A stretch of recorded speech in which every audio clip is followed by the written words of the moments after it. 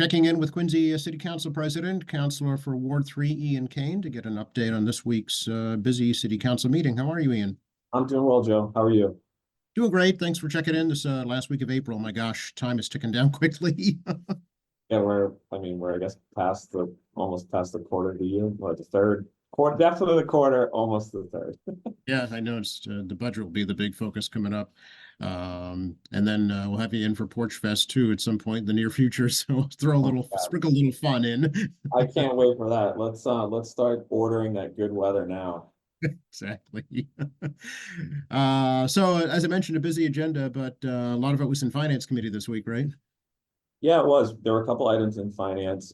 We had heard or started to hear, and I guess prior to city council meeting, about two MWRA bond authorizations that would provide infrastructure work, so sewer, water, drainage work within the city. And so there was a $7 million improvement bond, as well as a $2.5 million bond for lead service removal. So those were both approved at the meeting. There was also an appropriation for $4 million towards capital improvement plan, which would improve Quincy Point area, Cleverly Park, and the acquisition of a car wash to turn that into a green space for that area, which will be nice. Obviously, that's one of the welcome areas into the city that was historically and largely industrial. And I mean, you've seen it brightened up. You look at that Washington Street corridor as you drive down it, it's changed dramatically. So that will be a dramatic, nice improvement to the area. Excellent. And yeah, this is all I know approved out of finance. And then did the full council approve it too? The full council also approved it. Yes, those three measures. And okay. Then we also we had a presentation on what will be the Sixth Amendment to the Urban Renewal Plan. The discussion will continue. So there's a $157 million district improvement financing bond that will accompany that will mostly govern the construction of the two garages, one for the Ross lot area and the other in the area that will be the medical, the Beth Israel Deaconess Milton property that will be developed by Foxrock. Yeah, I know you and I've talked about this in the past, and you think this is a good move, yes? Which part? For the new garages, the Ross development lot? Yeah, absolutely. I think, with the increase in development in the downtown, we've seen great use of the existing lot on the, I guess, what would be the east side of the city. And so to complement this side for the new development that will surround. So there's the 6-story project that will surround this new garage, along with the specialty grocer, which has not yet been officially announced, but I think we have an idea that it might be a Trader Joe's, or at least I think people are hoping for that. So I think that's a great project to support that development and then further, and it's obviously going to support that grocer as well. So yeah. So what's the process going forward for this now, Ian? We'll continue to have I think there's going to be another meeting on this at a further date. It hasn't been announced. The next committee meeting we have that accompanies our city council meeting is next Monday, is an ordinance committee meeting. So I don't know when we'll have the finance committee next. Chair McCarthy will, I'm sure, schedule that soon. But we'll go into further discussion on the Sixth Amendment for the URDP, along with the Foxrock amendment to the LDA. Okay. Disposition again. Okay, very good. How do you feel about the Sixth Amendment expanding the district area, the acreage itself? No, I think it actually makes a lot of sense. It's interesting. I was just before we got on, I was looking for a map so that I could see how the area has broadened since we first started looking at it. Or, I mean, this was first proposed back in 2007. So this is a long project that has been continually improved upon. And I don't know why it wasn't expanded on from the get-go. So I do appreciate that it continues to go wider, because when you look, there were some components on the backside of the courthouse, especially, and then we made the decision to include the Quincy Center T Station, and that was at the time when we were considering all the transit-oriented districts. Now it's going down further towards the beginning of Adams Street there to include where will be the Adams Presidential Center. So yeah, I think it's fine. I think more focused, just a little bit on the fringes, pushing it out, is not bad for this project. I think, the continuity of, what is perceived as the downtown continues to be within that same district. And then it also activates those areas which currently have large surface area lots that can be improved upon, like the Star Market parking lot, as well as the, just TJ Maxx and that retail, the Grossman project there. Okay, very good. A couple of public hearings, didn't look like there was anything major there, some utility issues, and then the full council meeting That's on Autism standard. Awareness Month, right? Pardon, ask that again? Autism Awareness Month, looks like it was Yes, recognized. yeah, Councilors DeBona and Ash recognized Autism Awareness Month, which is, was very kind and very appropriate for them to do. That kicked off our meeting before we went into a presentation on an executive salary study. So there's been an analysis put together by some consultants to take a look at increasing the mayor's wages, which have not increased since 2015. I think it currently sits at about $150,000 or so in the budget. And so it took a look at some precedent roles, town managers, town administrators, other executives in cities and towns across Massachusetts, which you'd be surprised. I mean, some of these salaries are pretty high for smaller population sizes than Quincy. So, certainly worthy of a look. We didn't make a decision on that. I think there'll be further discussion on that piece at a later date. It'll probably be incorporated in the budget, at least whatever the proposed salary would be. The study itself, Ian, who ordered this consultant study? Do you know how that took place? So there had been a process started months ago that looked at trying to raise some of the salaries of department heads to be more competitive. So there was an executive study that had been started months ago, and this, I think they didn't have the expertise within that program. So this was just complementary to that. So I don't know where they found this group, the executive office, but it was part of a comprehensive, executive level salary study. Okay. And as I understand it, obviously the council can't add to the budget, correct? So it would have to come down from the executive office. That's correct. Yeah, we couldn't make the suggestion to, I mean, we can make a suggestion, but the executive office would have to actually make that change within the budget and present it to the council. Okay, very good. Okay, what else? So then there was an order that was proposed by Councilor Liang, but it was co-sponsored by Councilors Ash, myself, Campbell, and DeBona to recognize Lunar New Year as a legal holiday in the city of Quincy. And I appreciate Councilor Liang bringing this to our attention. This is something that was most recently deliberated at the school committee level. At least I've heard for a number of years, constituencies within the city. We have a sizable East Asian population, mostly Chinese, but within East Asian populations, a number of different cultural groups that celebrate the Lunar New Year. Who had suggested that this should be an observed holiday within the city. I'm certainly supportive of that. I don't know exactly the details of why the school committee decided not to move forward with such a measure, but I'm glad that we're open to it at the city council level. I think, there'll be some details that need to be ironed out as to our ability to declare a legal holiday within the city that affects different public offices and schools. So it went into ordinance committee, and we'll have a discussion on that next Monday. Okay, forward to that. I have to ask the mayor about it. He does not support it citywide. He does support it in the schools. Feels it might be too costly citywide, and questions the legality of it too. So I'm sure that'll have to be answered before you can move forward. I'm sure there's a negotiation to be had, or at least like a happy place to get to, so that it is an observed holiday, So we'll see about that on Monday. Okay. Anything else? No, there were some standards for donations given to the DARE program. And then that's the agenda. Yeah, so we've got city council meeting again next Monday, I'm sorry, it's the 6th.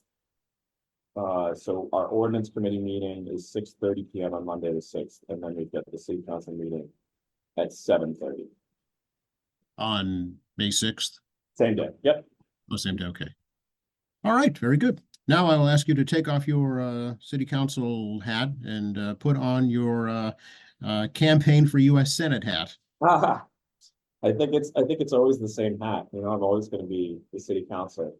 But that's kind of the thing, that's kind of the purpose of this. You know, I see a real opportunity, and so there's some background. Today, I formally announced that I'm going to be running for the United States Senate. You know, I see an opportunity to leverage my experience on the city council here now. You know, I've been in the role for 9 years, 5th term, current city council president. And, you know, this is the place, and you know this, Jay, you've been around for a long time, that this is the place where you learn everything. If you don't know how to get things done in the local level, then you can't get things done anywhere. This is, you know, dealing with your neighbors and your family and your friends in a very close manner, who, you know, you get to understand closely their needs, their wants, and their expectations, especially from public servants and from government. And so I think, you know, right now, Massachusetts residents, you know, those in Quincy included, are sick of the status quo, you know, and politicians that aren't necessarily delivering for them from the federal level. And so I see this as an opportunity to be the city council for 351 cities and towns and represent their interests to the federal government and the US Senate. So how will Ian Kane be different in US Senate than the current Senate? Yeah, I mean, I'll be present, you know. I think it's one thing to go to Washington where you need to take the votes, but it's another thing to do the work in your own backyard. And so it's really connecting with the people and understanding what they truly need and what they want. And I think that you know, right now we have a senator that's very much focused on national issues as opposed to Massachusetts issues, some of those which are certainly intertwined.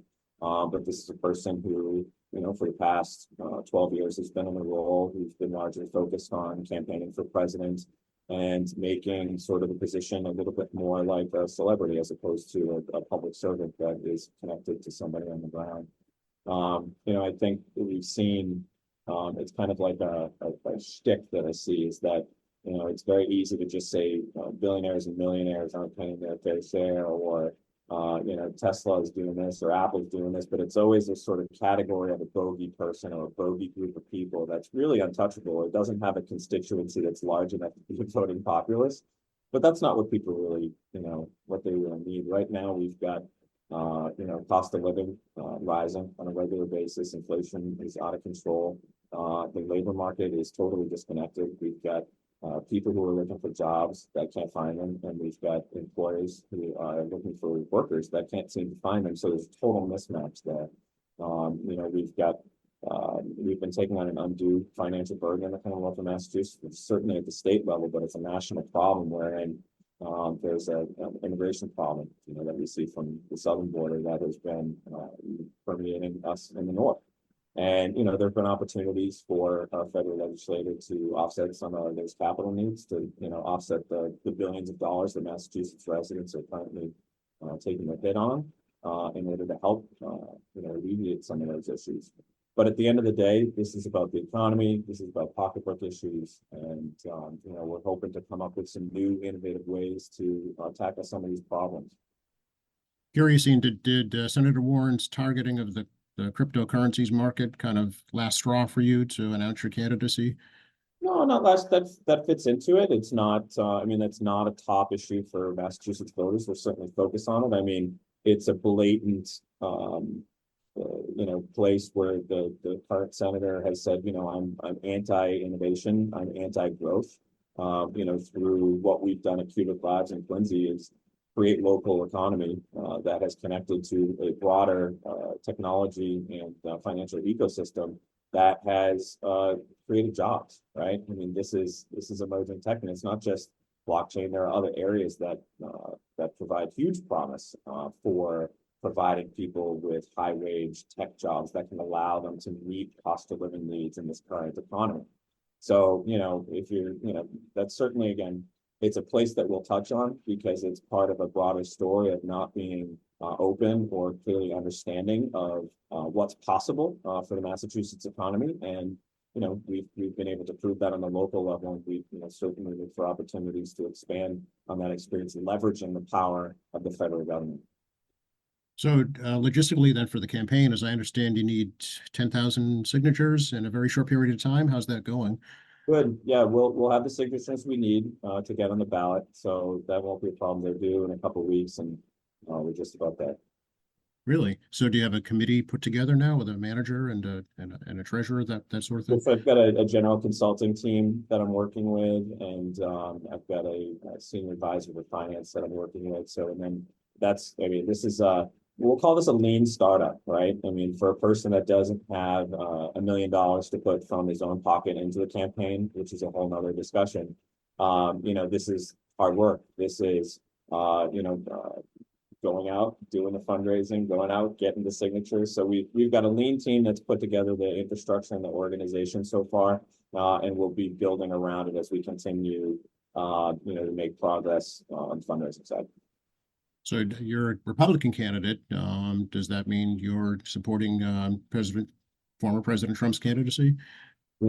I am so wildly disappointed in both of our presidential candidates. We've got two 80-year-old people that are not representative of where we are in this place and time and where we will be going from a generational perspective. I won't be voting for either candidate. You want to talk a little bit about your platform? I looked at some of your issues, your GSD agenda, get blank done. Although we can say it on cable. On local access. We can say anything on local access. No, we certainly, it is an action-oriented agenda. And it starts from, again, what people care about. And the most discussed and sort of issue that people care about right now is the immigration crisis, the border, the migrant issues, the economy. Those are our top issues. I'm looking at this, especially how can we create better pathways for young people to thrive and succeed in society, right? What a better path to prosperity for young people, instead of financing their lives away at such a young age that then create false starts in life, and not being able to come out of college with a job that meets cost of living. We got to rethink an entire model here, because we can't go down this path continually where again, we're telling people that they need to do 4-year college or university, and they need to finance that. And then now we're at the back end where we've had economic crisis through COVID and after now, and we're looking to exonerate people from those debts, which is not necessarily the best way that we should be treating people as they come up through society. We want to be able to make people productive members of society. And I think we're missing the mark here. And there's a huge chance to create those new pathways and opportunities for success. Big topic of discussion now, of course, is the two wars, Ukraine and Israel. Do you want to comment on those at all? So, I know that there was just some measures that were taken in the Senate to continue funding. I think I'm happy to probably go into this in more detail at a later time, but it's unfortunate that we have so many of these circumstances going on in foreign fronts. Obviously, from a strategic perspective from the United States, there are reasons why we're involved, and it's not as cut and dried as funding or taking sides. But certainly my heart's with all those people that are involved in this conflict. We're very fortunate here in the United States to be in the position we are, that we can be even lending support while protecting our own national security. Sure. So will your campaign impact your city council status at all, Ian? Nothing will get in the way of my being a city councilor.